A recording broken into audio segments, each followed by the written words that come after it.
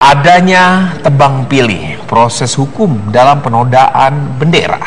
Apa alasan polisi memproses Nurul Fahmi sebagai tersangka dugaan penodaan bendera negara? Kita akan langsung berbincang dengan anggota DPR fraksi PKS, ada Pak Al Muzamil Yusuf, dan juga Kabid Humas Polda Metro Jaya, Kombes Pol Argo Yuwono. Selamat sore Bapak-Bapak.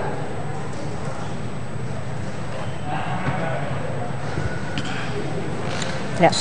Saya ke Pak Al Muzamil dulu. Pak Muzamil, ketika paripurna, Anda sempat menginterupsi dan mengatakan bahwa tidak ada semua orang di mata hukum itu sama. Kemudian Anda menekankan kepada proses hukum, salah satunya adalah soal lambang negara atau terhadap proses penodaan terhadap bendera. Nah, apa yang membuat Anda harus menginterupsi itu, Pak? Saat itu harus mengungkapkan itu. Ya, pertama tentu fungsi DPR itu sendiri ya, pasal 20A Undang-Undang Dasar kita adalah fungsi pengawasan terhadap jalannya pemerintahan. Itu memang fungsi tugas anggota DPR. Yang kedua, konstitusi kita juga jelas di pasal 1 ayat 3, Indonesia adalah negara hukum. Ya, negara hukum itu ciri-cirinya menjunjung tinggi supremasi hukum. Ya. Yang kedua, equality before the law atau persamaan manusia di hadapan hukum, due process of law, orang diproses sesuai dengan aturan hukum yang ada, ya, peradilan bebas dan HAM. Tambah lagi pasal 27 ayat 1, segala warga negara bersamaan kedudukannya di hadapan hukum dan pemerintahan. Jadi baik fungsi DPR maupun aturan konstitusi kita sangat tegas menegakkan keadilan dan persamaan manusia di hadapan hukum.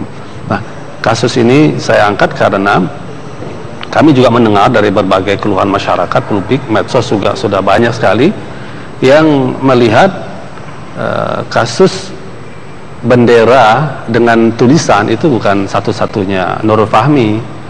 Banyak sekali. Ini saya bawa contoh yang kemarin saya bawa ya. Ini contoh gambar Iwan Fals ya. Ini contoh demo di Jakarta. Ada contoh Metallica. Ya. Ada contoh lagi Dream Theater Band, pendukung Ahok. Ya. Semua menuliskan di bendera merah putih, termasuk yang kita bicarakan soal la ilaha illallah itu. Dan Kabid Humas Polda mengatakan mereka memproses ada atau tidak ada laporan. Ini bukan delik aduan. Kalau bukan delik aduan, saya kira Polri harusnya dengan sadar pula memproses kasus-kasus yang ada. Bahkan lebih dari ini. Ya, kita dapat dari awak media, teman setelah saya menyampaikan ini mereka memberikan laporan. Ada kelompok band lain juga Indonesia yang terkenal kalau konser selalu dengan merah putih dengan tertulis. Nah, di situ kita melihat ada equality before the law, ya, persamaan manusia di hadapan hukum itu dilanggar. Nah, itu yang kita minta Polri, Kapolri dalam hal ini menegakkan hukum sama untuk semua. Apalagi kasus ini menjadi sangat sensitif. Ketika dilanggar, yang dilanggar adalah yang dianggap menistai itu, kan pasalnya dikenakan kan pasal 66. Betul.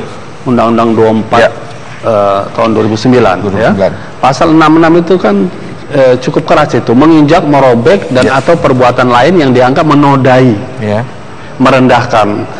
Ya. Dengan pasal pengenaan pasal seperti itu, ya, sehingga kalimat la ilaha illallah sebagai kalimat yang dianggap menodai merah putih. Sementara yang lain tidak dianggap menodai. Ini kan bahaya cara berpikir begini. Pertama, penerapan hukum yang tidak equal, tidak tebang pilih tadi. Kedua, bisa menggiring satu pemahaman yang berbahaya untuk mayoritas muslim Indonesia, muslimin terbesar di Indonesia, ya, di dunia ada di Indonesia. Kalimat la ilaha illallah ini seakan-akan lebih rendah daripada kalimat-kalimat Metallica, Dream Theater dan lain-lain. Baik. Tapi maksudnya tentu bukan kepada Pak Muzamil, tentu bukan kepada maksud dari tulisannya, tapi dengan menuliskan sesuatu saja di bendera itu memang tidak diperbolehkan, begitu kan Pak ya? Iya, kalau ingin ditindak secara hukum, ya, tindaklah sesuai dengan equality before the law, persamaan semua. Baik. Satu itu ya. Kedua, kalau kita melihat ya, baik. Baik, kita tangkap poinnya. Kita ke Pak Argo terlebih dahulu. Pak Argo, bagaimana pihak kepolisian menyikapi hal ini? Equality before the law, jadi semuanya harus ditindak, tidak hanya Nurul Fahmi saja yang dianggap melakukan penodaan terhadap bendera, tapi juga beberapa gambar yang dihadirkan oleh Pak Muzamil tadi juga harus diselidiki semuanya. Jadi tentunya pihak kepolisian bahwa sudah melaksanakan kegiatan penyidikan secara profesional dengan adanya suatu laporan, akhirnya kita melakukan penyelidikan. Dan dalam penyelidikan itu kita beberapa mencari keterangan saksi dan ahli. Kemudian kita melakukan gelar perkara dan akhirnya kita menentukan bahwa kasus itu adalah kasus tindak pidana. Sehingga penyidikan dan akhirnya kita melakukan mencari pelaku, siapa sebenarnya yang menjadi tersangka tersebut. Betul. Dan akhirnya kita menemukan tersangka atas inisial NF. Dan kita lakukan pemeriksaan dan mereka mengakui ada beberapa kegiatan yang dia lakukan, tidak hanya sekali saja di depan Mabes Polri, tapi ada beberapa lokasi yang dengan motif bahwa dia adalah melihat kejadian tahun yang lalu. Dia ada barisan tentara keamanan rakyat yang menulis seperti itu. Tapi yang kita permasalahkan masalah gambar dua pedang yang ada di bendera itu, sehingga kita kenakan ke pasal 66, kita yuntukan 24 dan kita subsidiar ke pasal 67. Ini kan Pak Argo, tentunya, Pak Argo, maaf saya potong. Dan tentunya pasal 66 itu kan setiap orang yang merusak, merobek, menginjak-injak, membakar atau melakukan perbuatan lain dengan maksud menodai, menghina atau merendahkan kehormatan bendera, itu kan yang disebutkan oleh pasal. Nah, di mana yang dilakukan oleh Nurul Fahmi ini yang masuk kategori ini? Menodainya di mana? Dan ada tindakan lain di situ. Disebutkan di pasal itu Ada tindakan lain di situ nanti yang kita juntukan ke pasal 24 dan kita subsidiar ke pasal 67. Oke. Bagaimana dengan yang seperti disampaikan Pak, tidak hanya Nurul Fahmi Pak, kan banyak bukti-bukti pun sudah ada tadi di media sosial, di mana-mana bisa kita saksikan banyak sekali bendera-bendera. Apakah itu juga sudah diselidiki oleh pihak kepolisian Pak? Tentunya kita kepada pihak kepolisian dalam melakukan penelitian, dalam penyelidikan kita harus melihat apakah yang pertama itu muncul tahun berapa kasus itu, kemudian tempus deliktinya waktu, kemudian juga ada unsur bendera itu untuk apa, apakah yang dituangkan di dalam medsos itu adalah asli. Jadi perlu ada penyelidikan apakah yang dituangkan di medsos itu apakah masuk unsur pidana atau tidak, siapakah yang mengupload, siapa yang menge-share. Tentunya kita perlu penyelidikan yang mendalam dan kita perlu juga harus melihat saksi ahli apakah bendera yang dituangkan dalam medsos itu adalah asli. Kita perlu melakukan penyelidikan seperti itu. Artinya kan untuk mengetahui itu asli atau tidak tentunya harus diselidiki kan Pak. Artinya polisi harus masuk di situ untuk melakukan penyelidikan terhadap gambar-gambar yang beredar itu kan Pak. Ya, tentunya kita harus melihat gambar yang di medsos itu kita harus menyelidiki apakah itu asli atau sudah editan. Kita perlu dengan teliti, udah cermat untuk melihat apakah yang ada di medsos itu Jadi dengan apabila nanti itu kita tahu dalam medsos itu adalah gambar maupun foto itu asli atau tidak, kita nanti akan tahu dari saksi ahli itu. Pak Argo, ini sebagai ilustrasi Pak atau yang jamak kita lihat Pak, ketika ada pertandingan sepak bola itu ada bendera Pak. Di situ juga ada petugas kepolisian yang berjaga, itu dibiarkan. Namun ketika Nurul Fahmi kemarin berunjuk rasa langsung diproses Pak. Nah itu bagaimana bisa terjadi seperti itu ya Pak? Jadi kita nanti harus melihat dulu itu gambar itu ada di mana, itu kemudian kejadian tahun berapa, dan kita nanti tetap melakukan penyelidikan apakah itu memenuhi unsur pidana atau tidak Baik. Dan kita harus menggandeng saksi ahli yang akan kita gunakan untuk melihat kasus ini. Baik, Pak Argo Yono dan juga Pak Al-Muzamil, perbincangan ini kita akan lanjutkan Pak, tapi kita harus jeda sejenak karena kita harus dengarkan kumandang azan maghrib untuk wilayah DKI Jakarta dan sekitarnya saat lagi.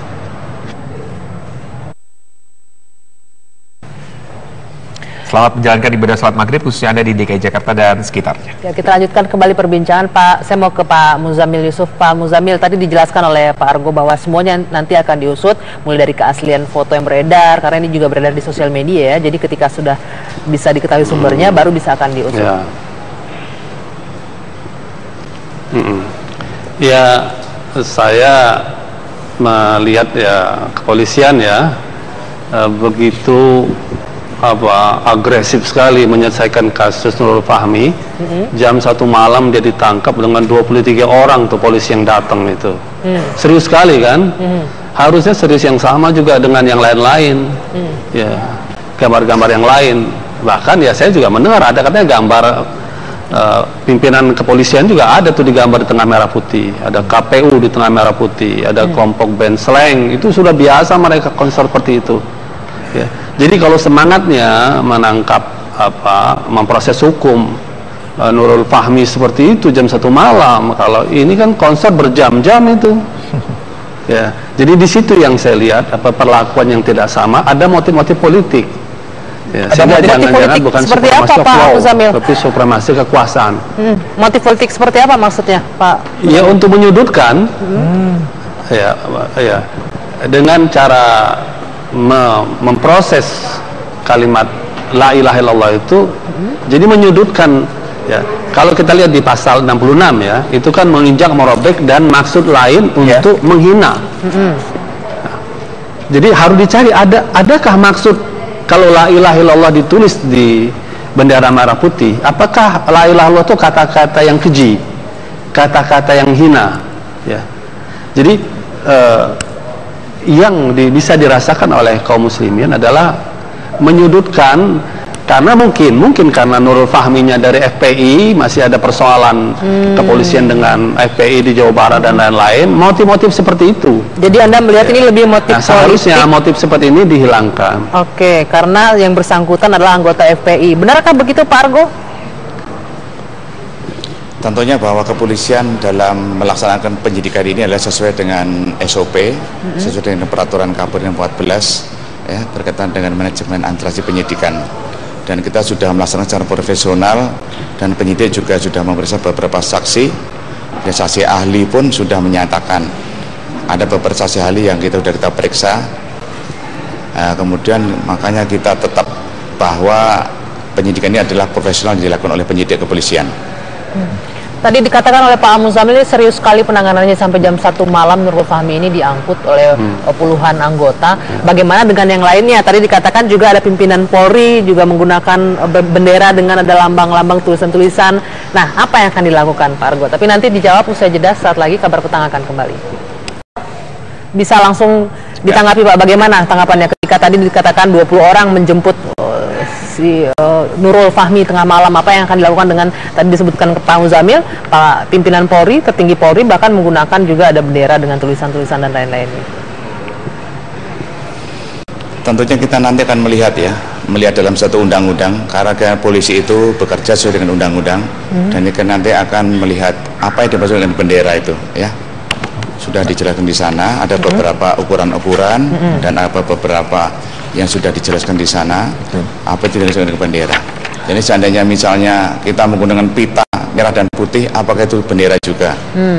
Tapi kan di sini juga diatur, Pak, di sudah kita periksa. Undang-Undang 24 tahun 2009 ini soal bendera negara, di pasal 4 ini di angka nomor 4 ini, ayat 4 ini untuk keperluan selain sebagaimana dimaksud pada ayat 3, yaitu tadi ada ukuran-ukuran seperti Pak Argo sampaikan. Bendera yang mempresentasikan bendera negara dapat dibuat dari bahan yang berbeda, dengan bahan sebagaimana dimaksud, ukurannya juga berbeda, dan ukuran sebagaimana dimaksud, dan bentuknya juga berbeda.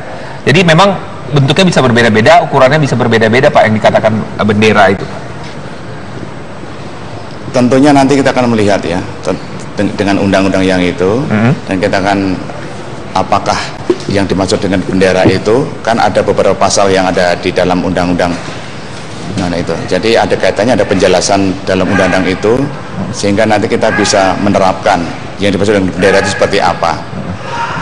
Yang dikaitkan dengan pasal yang dipidanakan itu. Bagaimana soal kita juga memeriksa beberapa saksi ahli ya. yang bisa melihat seperti batasan-batasan bendera pusaka itu seperti apa. Nah, ya. Soal anggapan Pak bahwa ini ada muatan politisnya tadi Pak, karena kalau Nurul Fahmi karena ada anggota FPI. Kemudian jadi diprosesnya lebih cepat, gitu Pak. Itu bagaimana Pak menjawab soal itu Pak? Kalau menurut dari pihak kepolisian bahwa polisi sesuai dengan prosedur sudah profesional, jadi sudah melaksanakan tugas dari mulai melihat suatu kejadian pidana sampai menentukan siapa tersangkanya. Tidak ada intervensi siapapun, yang penting kita sesuai dengan undang-undang dan peraturan yang ada. Pak Muzamil, kalau polisi mengaku sudah profesional sesuai prosedur, bagian mana yang menurut Anda yang tidak fair atau tidak masih tebang pilih dalam kasus penodaan terhadap lambang negara ini? Iya, sebenarnya kehati-hatian pihak kepolisian untuk mengusut pelaku-pelaku lainnya itu harus kita hargai. Harusnya hal yang sama diterapkan pada kasus Nurul Fahmi. Kehati-hatian itu karena dia melihat dulu adakah motif orang itu menulis untuk penghinaan. Karena di dalam pasal 66 atau pasal 24 sebelumnya itu disebutkan harus ada niatan emang merendahkan. Kehati-hatian di situ. Tapi cara penangkapan tengah malam dengan kekuatan yang cukup masif, 20-an lebih untuk menangkap satu orang ya, yang mengaku dia tidak boleh ke toilet segala macam, itu kan kayak penangkapan teroris dan bandar narkoba. Jadi untuk Nurul Fahmi diperlakukan seperti teroris bandar narkoba, untuk yang lain Metallica dan lain-lain lebih mulia, ini lebih hati-hati. Untuk satu Nurul Fahmi dengan tulisan La ilaha illallah, dan untuk Metallica dengan dan lain-lain ini ya, dengan seperti ini, di sini yang perlakuan yang sangat tidak patut, apalagi yang ditulis ini bukan perkara sembarangan ini, yang ditulis ini kalimat La ilaha illallah. Tapi kan Pak, ini perkara yang sangat tinggi di. Ya, mohon maaf Pak Muzamil, tapi kan yang terjadi sekarang ini sampai dengan hari ini adalah polisi pun juga sudah membebaskan Pak Nurul Fahmi Pak. Tidak ditahan. Itu kita hargai, itu saya hargai, saya apresiasi. Saya apresiasi. Justru seperti itulah kehati-hatian seperti itu yang harus ditunjukkan polisi sejak awal. Memproses Nurul Fahmi tidak perlu terburu-buru. Karena kalau memperlakukan Nurul Fahmi seperti itu, harusnya polisi malam ini pun bergerak untuk menangkap Metallica, Dream Theater, Slang, pendukung Iwan Fals, tadi pejabat Kapolri yang ada di bendera. Harus seperti itu juga. Nah, kalau tidak seperti itu, perlakukanlah yang sama. Jangan karena ada persoalan, mungkin tadi Nurul Fahmi FPI ada masalah FPI di Jawa Barat sehingga dibawa ke kasus penerapan hukum kepada Nurul Fahmi. Ini yang kami koreksi sebagai fungsi pengawasan DPR. Pak Muzamil. Ya, karena amanat konstitusi jelas kita negara hukum ya. Tadi kan Anda katakan kan ada muatan politisnya nih, politik nih karena FPI. Justru sebaliknya kalau di sebelah sana beranggapan justru Pak Muzamil yang bermuatan politis karena ada dihubung-hubungkan dengan pendukung pasangan calon tertentu dalam pilkada misalnya. Bagaimana Pak? Kalau saya kan cuma menunjukkan bukti saja bahwa ini ada. Kalau ada bendera lain saya tunjukkan juga yang saya punya ini. Ya, yang lain-lain saya kan nggak punya. Saya menunjukkan ini saja bahwa ada memang pendukung calon tertentu menulis dukungannya kepada calonnya. Kalau saya punya yang lain akan saya tunjukkan. Yang saya punya ini. Nah, Pak Argo, itu bagaimana? Ini kan hanya sebagai bukti saja. Ya. Ya, Pak Argo, apa penjelasannya? Kenapa harus tengah malam lebih dari 20 orang diturunkan untuk menangkap seorang Nurul Fahmi itu, Pak Argo? Apa memang seperti itu SOP-nya atau seperti apa? Jadi begini, dalam hal kita menangkap seseorang tersangka itu tidak diatur dalam undang-undang bahwa harus siang hari. Ya, jadi jam berapapun, ya waktu berapapun, waktu apapun kita bisa melakukannya, bisa melakukan penangkapan, demikian. Dengan kekuatan sebanyak itu, memang harus sebanyak itu ya Pak ya, untuk menangkap Nurul Fahmi malam itu? Sebenarnya tidak sejumlah itu ya, apa yang telah disampaikan ya. Tapi kita sudah memututi, kita sudah melihat bahwa tersangka itu ada di suatu tempat, ya, tempat. Dan tidak ada salahnya atau misalnya patroli mendekati, kemudian kita sudah menangkap, kemudian memanggil patroli untuk membawa ke kantor polisi. kantor polisi. Tadi penjelasan dari Pak Muzamil kenapa seolah-olah diperlakukan seperti berbahaya sekali, seperti penggerbekan seorang teroris, bahkan ke toilet pun tidak diperbolehkan, gitu Pak Argo. Sebetulnya tidak sedramatis seperti itu ya. Tetapi kita berupaya bagaimana tersangka itu bisa cepat tersangkap, dan kemudian kita bisa mengetahui motifnya apa, dan kita bisa membuktikan bahwa tersangka ini adalah pelaku yang kita sangkakan, dan nantinya kalau sudah lengkap akan kita ajukan ke penuntut umum. Termasuk tadi juga Pak akan diusut tadi bendera Selidiki. yang akan diselidiki itu dengan tulisan-tulisan yang disampaikan ya, gambarnya itu Pak Muzamil. bagian daripada cara bertindak daripada kepolisian. Nanti kita melihat apakah itu bisa kita lakukan penyidikan atau tidak. Yang terpenting bahwa kita nanti akan tetap melakukan patroli di dunia siber untuk melihat apakah ada suatu tindak pidana yang terpasang maupun yang terupload di dalam dunia maya. Oke. Pak, tadi juga diapresiasi Pak oleh banyak kalangan, banyak pihak, termasuk Pak Muzamil tadi, bahwa Polri juga sudah memberikan kebebasan atau tidak melakukan penahanan terhadap Fahmi atau melepaskan Pak. Bagaimana proses hukum selanjutnya Pak terhadap Nurul Fahmi ini Pak Argo? Ya tentunya kan di dalam aturan ya, itu hak tersangka kalau misalnya ingin mengajukan penangguhan penahanan. Jadi penyidik bisa melihat ya bahwa tersangka tidak akan melarikan diri karena kooperatif, kemudian tidak melakukan perbuatan lagi, dan kemudian tidak menghilangkan barang bukti. Inilah oleh penyidik kemudian dikabulkan untuk di permohonan penangguhan penahanannya, dan untuk kasus masih kita lanjutkan. Oh, tetap berjalan berarti proses hukumnya ya Pak ya? Ya, tetap berjalan ya. Oke. Baik, Kombes Pol Argo Yuwono, Kabid Humas Polda Metro Jaya, terima kasih sekali atas waktunya di Kabar Petang. Pak Al Muzamil Yusuf, terima kasih sudah bergabung bersama kami. Selamat sore, Bapak-Bapak. Itu tadi perbincangan kita ya, terkait dengan adanya kasus penodaan terhadap lambang negara atau bendera. Betul. Nanti yang lain akan dihusut juga oleh pihak kepolisian katanya. Ya. Ya. Informasi lain masih akan kami hadirkan pemirsa di Kabar Petang, tetaplah bersama kami.